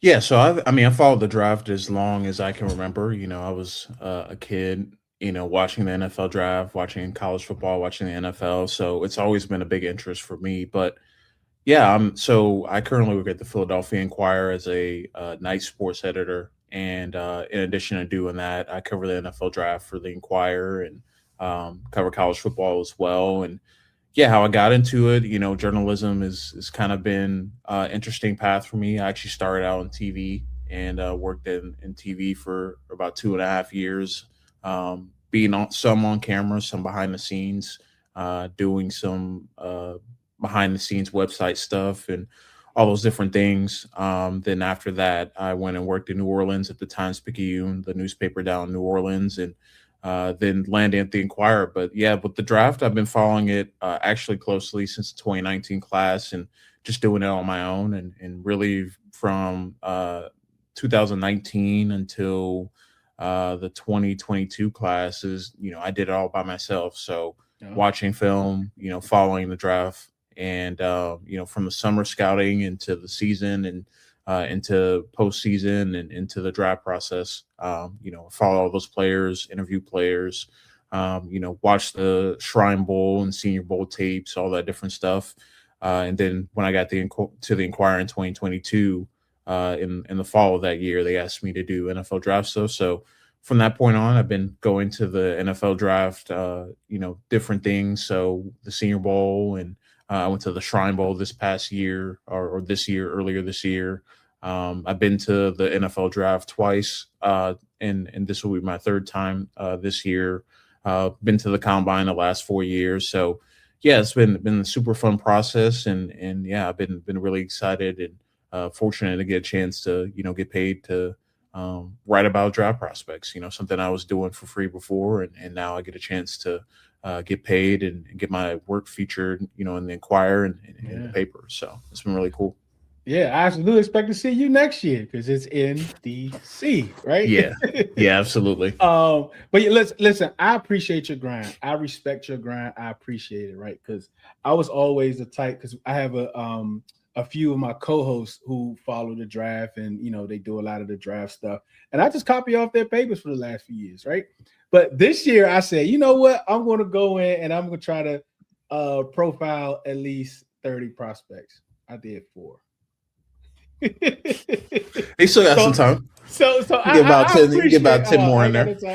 So I appreciate you all putting out the content that you all do, man, being trustworthy to be able to quote you all, say, hey, look, this is, and I kind of what Devin says about this prospect and that prospect. Like I'm going to lean on that when I write about these players and I discuss these players. So I absolutely appreciate your grind with that.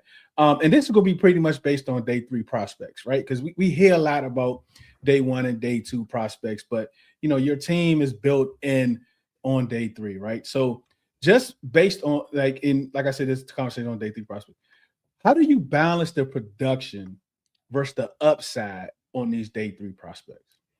Yeah, I really think it comes down to traits. I think that's kind of the name of the game with the NFL draft is, how many traits do you have as a player that you think can fit at the next level? We see a lot of really productive, really outstanding college football players, but have they hit their ceiling? Has their ceiling been capped? Have they reached their full potential at the college level? In the NFL is more so they're a role player. I kind of equate it a little bit to even some other sports. You think about the NBA, only like 1 or 2%, of the elite actually go on to be, Hall of Fame type of players. And I feel the same in the NFL circle. There's gonna be you go into a draft and really when you think about it, there's maybe 10 guys that go on to be all pros that go on to be the top of their position. Sometimes it's less than that, in certain classes. So I think, when it comes to day 3, you're mostly to me, I think it really kind of varies team by team what they're looking for, because I think, some teams go into looking in like there's a guy that I felt like probably should have gone in the second or third round, and he's still hanging around there early in the fourth or mid in the fourth. And then there's other guys that you project as depth pieces, as special team players, as backups, as guys that it's going to take some time to maybe develop. And I think teams balance out getting guys that are more on that developmental track versus guys that are, maybe their ceiling is capped, but they can play a nice role on your team. So I think it really varies team to team on what they look for in day 3. But to me, a day 3 prospect is a guy that, probably doesn't have the elite traits that teams are looking for, but maybe they have 1 or 2 traits, or maybe they have extreme production, or maybe they have, some intangibles that, a scout, feels like will be a good culture fit in the team. So I think it really varies on that day 3 process and what teams look for in that range from rounds 4 through 7. Sometimes it's a guy they just want to take a chance on that they feel like, maybe there was something that happened off field, that may have followed them, or maybe it was something that they got injured during the draft process or were injured during the season, so there's so many different ways a prospect can end up on day 3 and end up getting selected on day 3. But yeah, I think it really just depends on, what a team is looking for. And ultimately, I think it's all about culture fit and where you see them being in the next couple of years versus what they can do for you right away. Are there any specific position groups that consistently give you high value coming out of day 3? I think safety is the first position group that comes to mind, because I feel like we've heard so many times over the years that, man, I can't believe this safety went in the 4th round or the 5th round or lasted this long in the draft, or, went a little bit lower than I expected. Jaden Hicks is a perfect example for me. A couple of years ago, he's at Washington State, and I felt like he was, I think he was rated 2nd round on my board. He didn't go to the middle of the 4th to the Kansas City Chiefs, and now he's in a starting role this year. So I think safety comes to mind to me first, because I don't think the NFL still hasn't caught up in terms of the value of the safety position. We are talking about in this draft class that, maybe Caleb Downs, maybe Dylan Thieneman, maybe, Emmanuel McNeil-Warren are going to go in the 1st round. Reality is maybe 2 of them gets in the round 1 area. And there's a good chance maybe none of them go in the top 10, even though they're really, really good players, especially in the Caleb Downs aspect, but the safety position just isn't valued. I think linebackers kind of swung a little bit other way. I still think it's not super value, but it's a little bit more value than before.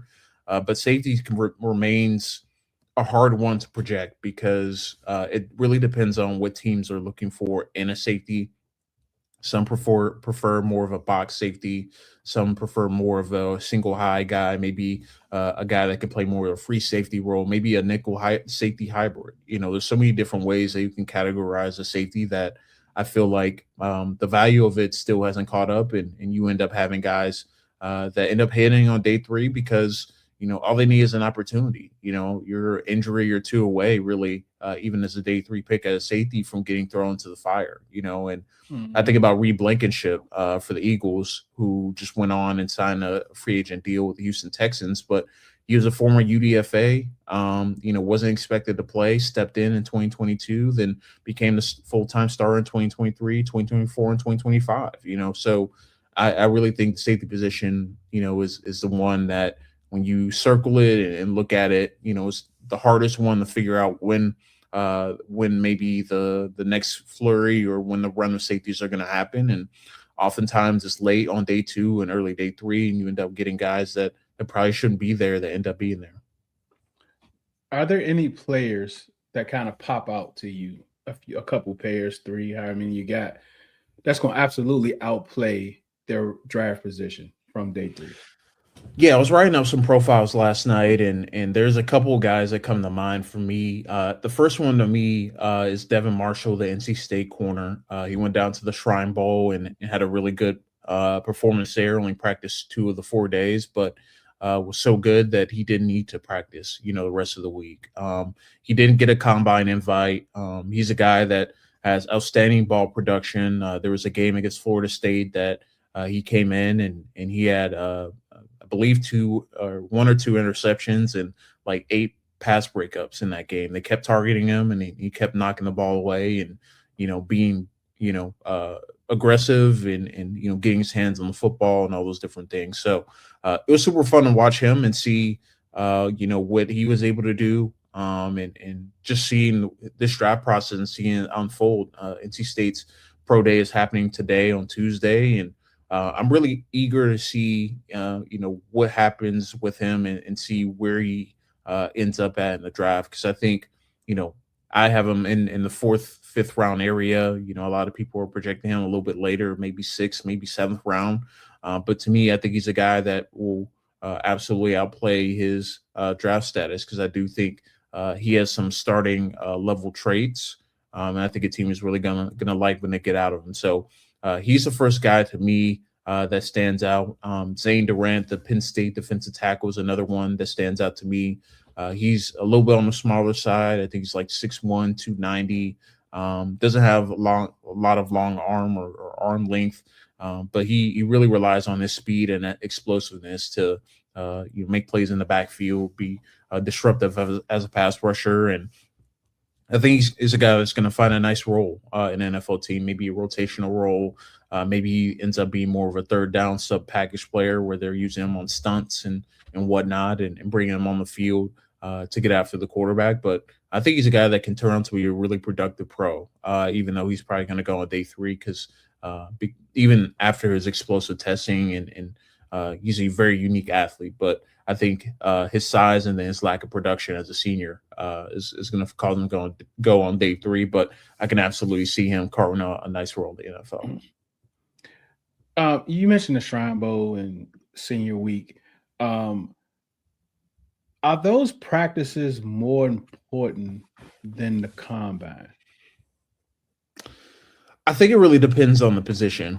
And I really think it depends on what you're being asked to do. I think it can be valuable, super valuable for offensive linemen specifically, because you're oftentimes asked to be in a position that you didn't play in college. So, maybe a guy that played tackle at the college level, he probably doesn't project to be a tackle at the NFL level, but he gets a chance to play guard at these Senior Bowl showcases or the senior showcases, where it's at the Shrine Bowl or Senior Bowl. And, Jennings Dunker is one that comes to mind, the Iowa offensive lineman who played right tackle at Iowa the last couple of years, but he went down at the Senior Bowl and played guard and looked pretty good doing so. So I think he's a guy that comes to mind for me. Trey Zune is another one, offensive lineman that played left tackle at Texas A&M and had played it the last 3 years. And then all of a sudden, he's playing guard, he's playing center, at the Senior Bowl. So, I think for offensive linemen is extremely valuable, a chance for them to showcase their abilities, maybe play a different position than they're accustomed to playing, and show that, they can play multiple positions or they can play in the interior, and also answer some of the questions that maybe they do fit better in the interior versus that tackle. So to me, offensive line makes the most sense in those type of showcases. I think about, for me, like receiver and DBs, I don't think it changes much about them. Only maybe if you're a receiver that either played at a small school or a guy that, maybe you only played one position, maybe you only played, slot, but you can want to show that you can play outside receiver. So I think to me, offensive linemen and then small school prospects are probably the most people that benefit most from those showcases, because it shows that, you belong, you can play, with the, power forward competition and, belong in the NFL ultimately. But I think those position groups specifically, you don't really learn a lot from quarterbacks, in my opinion. I think it can be helpful to some teams to get that evaluation, what they look like out of their comfort zone, and maybe not with a group of receivers they're not accustomed to being with. But I think quarterbacks and running backs probably gain the least in those weeks because running backs, you really don't get to show anything until the game, and a good bit of them decide not to even play in the game for the risk of getting injured. So yeah, I think with those showcases, you mostly want to see. I think for teams, you want to see those players up close, what their traits look like, how they look like against other people comparable in their position, and then for offensive linemen and small school prospects, I think those are the beneficiaries and what you typically look for in an All-Star showcase. And I just want to let you know, Kuhn was one of my 4, just FYI. So I learned a lot about how they had him switch to left tackle to center, because I thought that was amazing when I heard it. So I went back and looked, and I watched that Arkansas game, which I think that's the only game he played center at, and just to see how he performed in that game. So it's going to be interesting to see, how he develops, because that's kind of rare, right, to go from tackle to center. So I'm intrigued by that. In day 3, we talked about some of those position groups, and you mentioned the safeties are some of the ones that's kind of undervalued. But what about wide receivers and defensive backs? Are there anyone at a cornerback specifically? Are there any couple players that can go that's consensus have them going day 3 that's going to end up having an impact on their team their rookie year? Yeah, I'll start with defensive back. I mentioned Devin Marshall already, but I'll go Will Lee, the third, the Texas A&M defensive back. He's a really aggressive press man corner. Does a really nice job transitioning out of his back pedal. Closing on passes. As an off man cover corner and as a tight man cover corner. I think that the long speed is a little bit of a question mark. He ran a 4.52 at the combine and the 40. So there's a little bit of, is he going to be fast enough to stick with some of the faster receivers at the NFL level? But I think he's a really good player. And I think he's someone that, maybe he starts, as more as a depth piece in a defense. But I think he's someone that ultimately ends up, being a really good player. And maybe he ends up starting by the end of his rookie contract. I'll go Chandler Rivers, another defensive back. He played both outside corner and nickel at Duke, but most teams are projecting him to be more of a nickel. And I don't think he's like a super explosive player. He's a really solid cover corner. I think he does a really good job of playing through the hands of receivers, and has really good instincts. I think his tackling can be cleaned up a little bit, and he does get beat a little bit vertically, but I think he's a guy that, could be a nice nickel piece. And I think, just with his mostly average testing, he probably is a day 3 player. But those are the guys that stick out to me corner wise. Now receiver is a little bit interesting because I think there are a lot of people that, value different things in receivers. Mm-hmm. So it can always be a little bit wonky in where they go and where they end up going. So I'll just go off where my board and where that looks like. Dejon Stribling, the receiver out of Ole Miss, is a guy to me, I think, that probably ends up going day 3. I think he's more of a power slot. But I really like his ability to win vertically. He can win from multiple alignments, can do some nice things in the contested catch situation, solid route runner. But he's not really a high-level separator. But he uses his body really well. I think he's like 6'2", 207.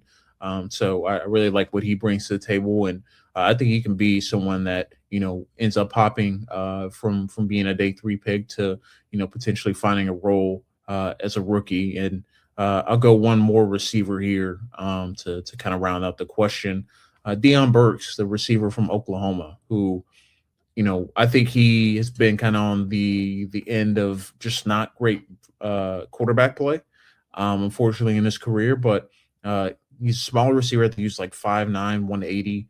He measured at the combine. Obviously, he can fly. He's a true vertical threat. Can win as a receiver in the slot and the boundary. But I do think that he's going to be more of a slot receiver in the NFL. he rounds his routes out a little bit, but he really his speed allows him to separate against corners and nickels and safeties. And he's not a guy that's going to be a contested catch player, but his ability to win vertically and take the top off of the defense, I think, is going to be really valuable at the NFL level. And I think he's a guy that is going to find a nice role at the NFL. Are there any small school prospects that we could see pop this upcoming season? Yeah, I mean, the first one comes to mind is Bryce Lance sticking in the receiver position from North Dakota State. Obviously, the younger brother of Trey Lance, but yeah, he's a really good player. He can win vertically, has legit true speed. Can create after the catch. Really dynamic. He also has some blocking ability too. He's a really solid blocker in space and a willing blocker too. And I think those type of things will play at the NFL level. Being able to win vertically and be able to catch passes downfield. He does a decent job in contested catch situations. So I think he's a guy to me that probably sticks out in terms of, he's probably going to find a nice role at the NFL level, even with him being a small school prospect. Had a pretty good week at the Senior Bowl when he went there as well. So, yeah, I'm excited to see where he ends up and where he gets drafted. But I would bet that he goes maybe second, third round, somewhere in that range.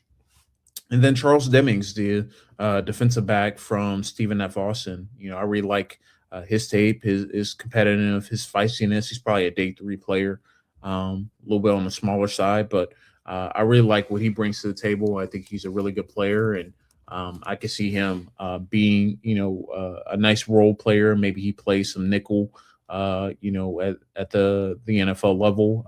But yeah, he's a solid player, and he tested pretty well, at the combine, and he's got a chance to, maybe within a year or two, maybe he has a chance to compete for a starting spot.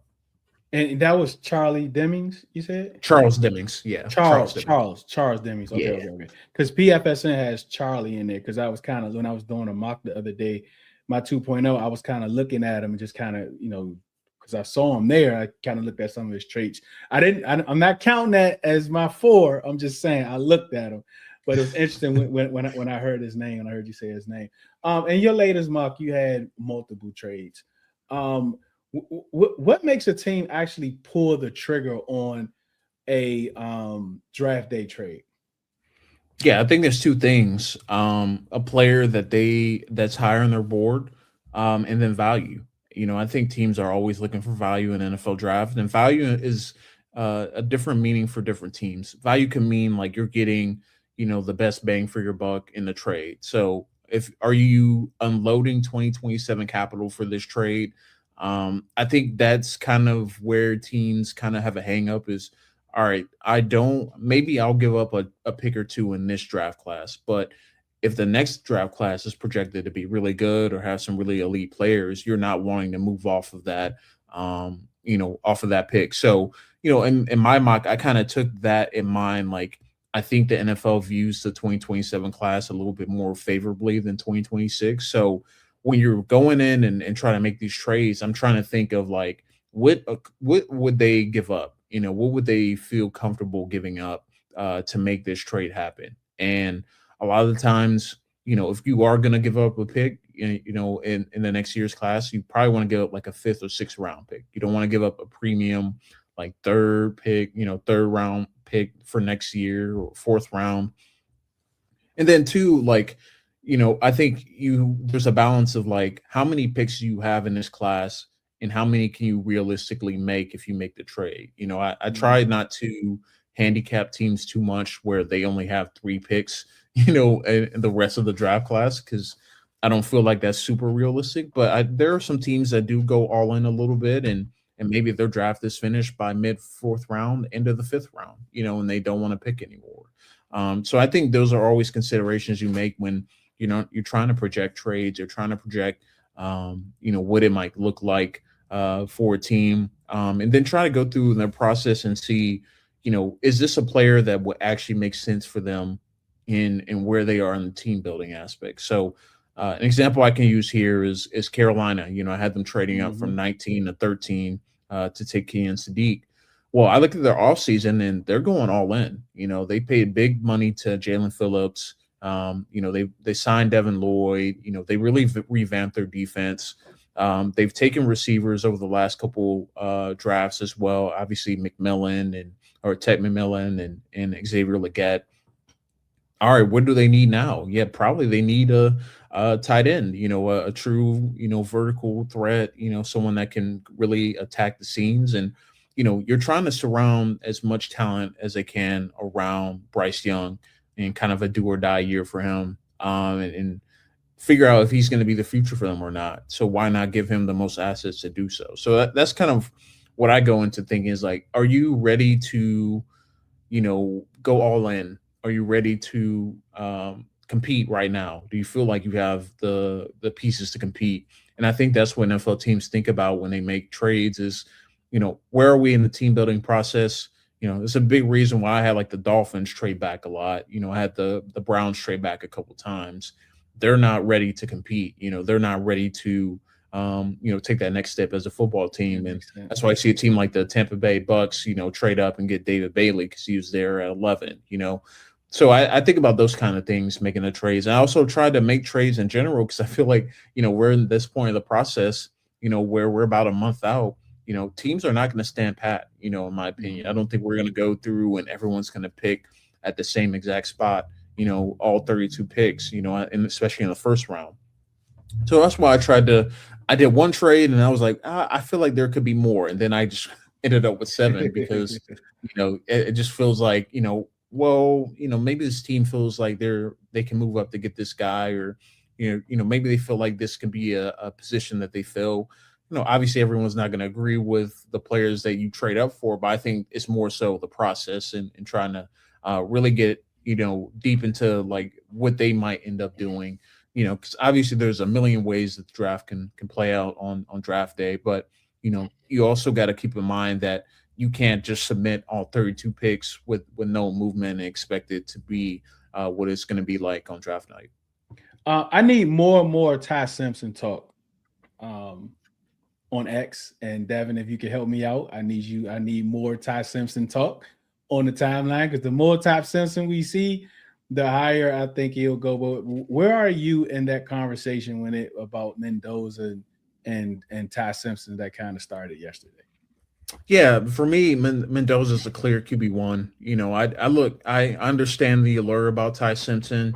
I liked Ty Simpson halfway into the season last year, halfway into the college football season, and I feel like people are still hanging on to that thought process of this is what we expect him to look like at the NFL level.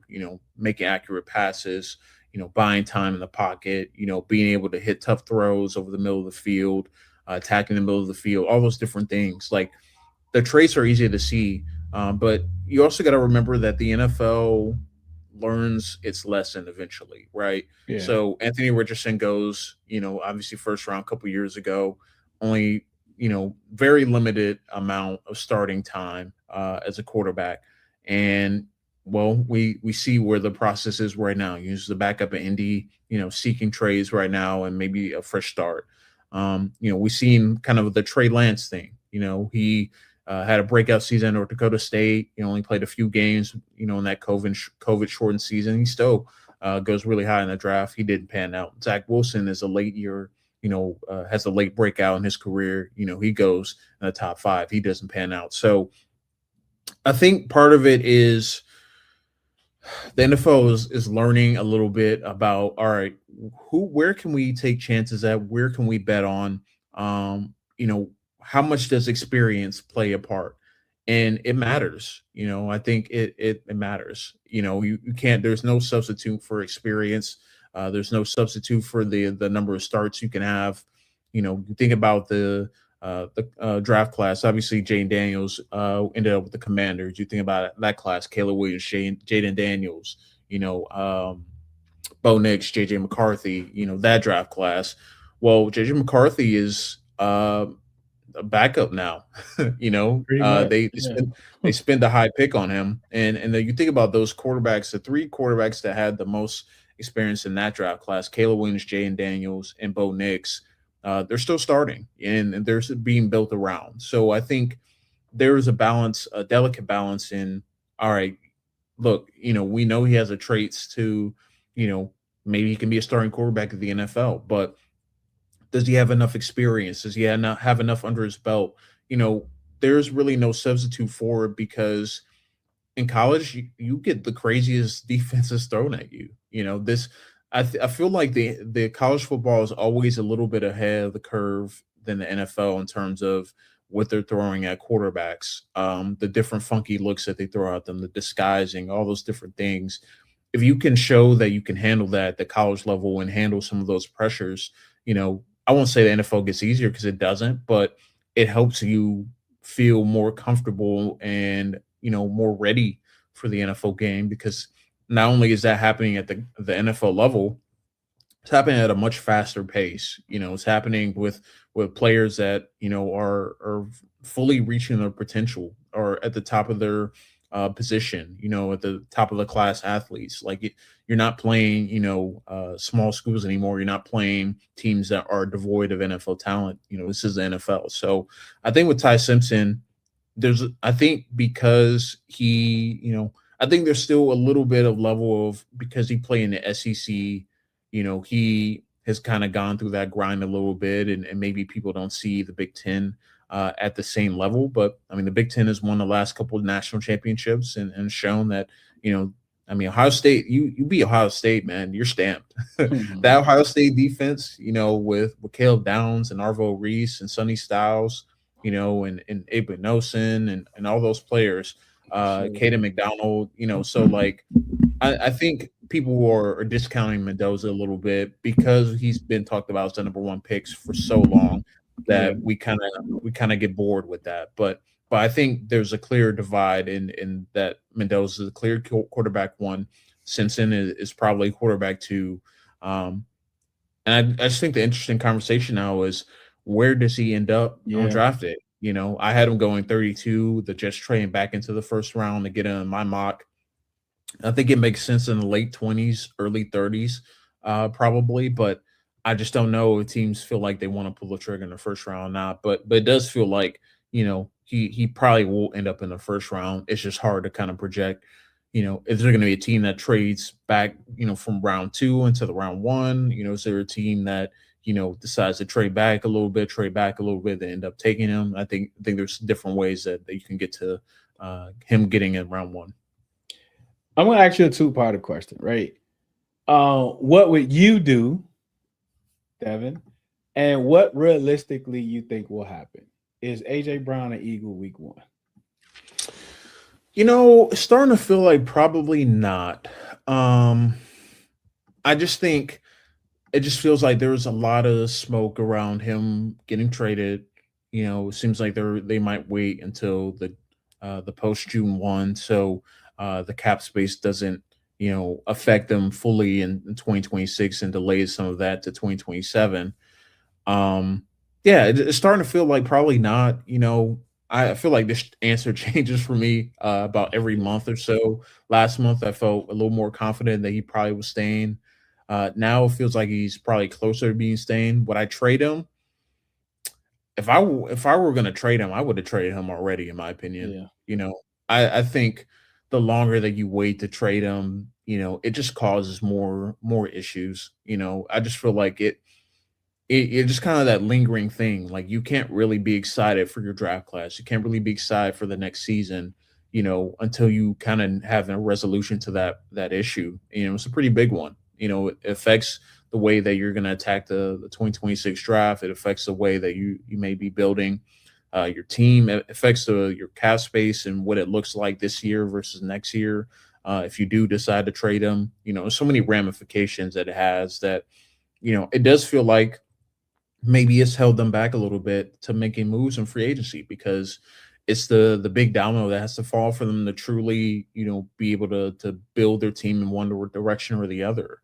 To me, if you're going to trade him, I felt like I probably would have dealt with him already, because I feel like, you're going to take a big hit in cap space no matter what, Right. like it's going to be dead cap, next year 27 million versus 43 million all of this year, and then next year you even have them on the books, So I feel like, they're kind of in a difficult place right now where they want the value for the player, but that value isn't being met. So it's kind of a waiting game right now, and I feel like the longer that it takes, I feel like it kind of decreases the chances of him get traded, because I feel like what is the value going to be in June? Is the team really going to be willing to part with a 2027 draft pick?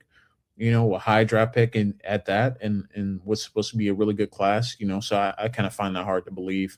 So yeah, I think the longer this draws out, maybe there's a less chance that he ends up getting traded. One or two, the price certainly lowers. All right. Somehow Adam Peters can't make a decision. Commanders are on the clock. Everybody in the room, he can't make a decision, right? He calls me. What do I think? I say, call Devin, right? He calls Devin. On the board, don't ask me how these players are here. On the board, you got Jeremiah Love, Carnell Tate, you got Ruben Bain, you got Mansour Delane, you got Mekhi Lemon, you got Sonny Styles. He asks you, Devin, who do I take? Who does Devin take at 7 for the Commanders? To me, it has to be Ruben Bain. I just think of those players. Actually, let me back up a little bit. Well, all right. So I think you take Ruben Bain because he is the best player right now that can immediately impact your defense right now. On my board, I have Sonny Styles as my number one player. He's my top player in this class. So, for me, I felt like Sonny Styles is probably, I would say in general, I think Sonny Styles is a better fit. But I do think in terms of getting Ruben Bain, you're not going to be able to get that, really elsewhere in the draft. And what he does from a game-wrecking perspective, what he does from, defending the run and the pass, the power he plays with, his ability to push the pocket, winning from multiple alignments. So you're getting a guy that, you're not just sticking in one position and, feel like he only has to play that one position. He can move down inside. He can do a lot of different things for your defense. So, for me, I think Ruben Bain makes the absolute most sense. If I was a Commanders, I'd be taking phone calls too and figuring out, all right, how much are the Saints going to be willing to give up? How much the Chiefs are going to be willing to give up to move up? How much are the Bengals going to be willing to move up to come up? So I think to kind of go back in kind of reverse order. First of all, I'm listening to who's on the line and what are they offering, because I think 7 is a really good spot that if you trade back, you're still going to get a player that you really like, even if it's 2 or 3 spots. But if no one is willing to match kind of the value you're looking for, I think Ruben Bain is probably my most likely pick if those guys are on the board, just because I feel like, when you look at kind of their position groups, I think Sonny Styles is kind of the clear, if you're looking for a pure linebacker, he makes the most sense. But I do think, there are other guys that are down the board a little bit too that you can pick on round 2, round 3 that can also make a day one impact. So I think when you're looking at comparatively what Ruben Bain can do versus the rest of the edge class, Sonny Styles and the rest of the edge class, plus the positional value. I know that the Commanders do value that in the draft. They want to pick positions that they feel like are valuable in the first round. Mm-hmm. So I think Ruben Bain probably makes the most sense there, but I wouldn't be opposed to Carnell Tate or Sonny Styles. I think those two guys make a lot of sense for the Commanders and do fill some needs there. But I think if you have Ruben Bain on the board 7 and you end up passing them, that's something that you'll probably regret in 5 years. So. Yeah. Thank you so much, Devin. This was awesome, man. Thank you for taking the time to join us today. Just let everyone know how they can follow any of your content. Yeah, you can follow me on X at RealD_Jackson. All my work is at theinquirer.com. Post a lot of NFL draft stuff. I have more stuff coming out. Had a mock draft came out on a 3-round mock draft come out on Monday. I'll probably have some positional breakdowns over the next couple weeks, and kind of start to wrap up some draft content. I'll have a quarterbacks piece where I look at all the draftable quarterbacks and talk about their traits and what they bring to the table and their NFL comparison, all those different things. So a lot of fun content coming out until I head to the draft next month. Thank you so much, buddy. Yeah, appreciate it, man.